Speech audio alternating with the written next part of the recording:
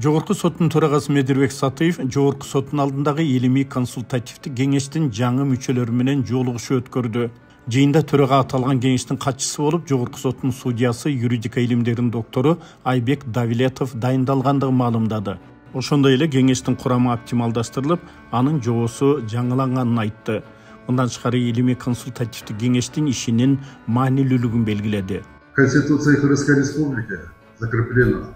Кыргыз Республикасынын конституциясына ылайык Жогорку соттун пленуму соттук практика боюнча түшүндүрмөлөрдү берет. Жана ал өлкөдөгү бардык соттор жана судьялар үчүн милдеттүү болуп саналат. Кыргыз Республикасынын Жогорку сот жана жергиликтүү соттор жөнүндө конституциялык мыйзамына жана Жогорку соттун регламентинин жоболоруна ылайык пленум соттук практиканын бирдей колдонулушун камсыз кылууда негизги ролду ойнойт. Жана укуктук нормаларды колдонуу боюнча маселелерге байланыштуу түшүндүрмөлөрдү соттук практиканы жалпылоо негизинде берет.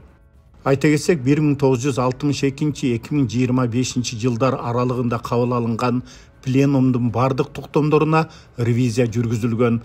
Ал эми 1962 жылга чейинки токтомдор мамлекеттик архивге өткөрүлүп берилген. Жыйынтыгында пленумдун 131 токтомунун ичинен 81 токтом учурдагы мыйзамдарга ылайык келбегендигине байланыштуу күчүн жоготту деп табылып, 6 токтомго тиешелүү өзгөртүүлөр киргизилген. За текущий год уже было принято. Үстүбүздөгү жылы маанилүү жана актуалдуу маселелер боюнча 5 жаңы токтом кабыл алынды. Кийинки жума 7 ноябрда пленумдун жыйынында дагы 2 жаңы токтом каралышы пландалууда. Алардын бири баңгизат камтыган каражаттарга, экинчиси эмгек талаш тартыштарына байланыштуу болот. Төрага катары жаңы мүчөлөрдүн көңүлүн ушул маселелерге буруп, зарыл болгон учурда өз сунуштарын киргизүүнү өтүнөм. Бүгүнкү күндө пленумдун 61 токтому күчүндө, ал эми жыл аягына чейин дагы бир нече жаңы токтом кабыл алуу пландалууда. Жасалган иш абдан татаал жана тактыкты талап кылган эмгек болду. Ошондуктан бул иштерге чоң салым кошкон судьяларга, аппарат кызматкерлерине ыраазычылык билдирем.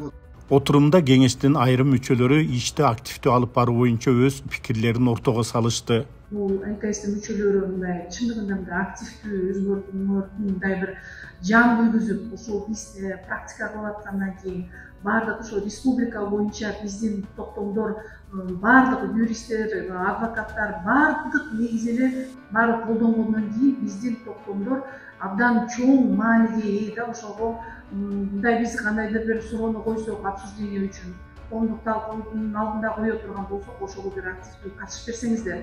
Төрага сөзүнүн соңунда аталган кеңештин мүчөлөрүн курамга бекитилиши менен куттуктап, иштерине ийгилик каалады. Белгилей кетсек, 2025 жылдын 14 октябрында илимий консультациялык кеңештин ишин оптималдаштыруу жана өркүндөтүү максатында анын жаңы курамы бекитилген. Азыр бул кеңеш 42 мүчөдөн турат. Мурда алардын саны 53 болгон. Айта кетсек, Жогорку соттун алдындагы илимий консультациялык кеңеш соттордун ишмердүүлүгүн илимий негизде өнүктүрүү, мыйзамдарды туура колдонууга көмөк көрсөтүү жана укуктук практика менен илимдин байланышын чыңдоо багытында иш алып барат.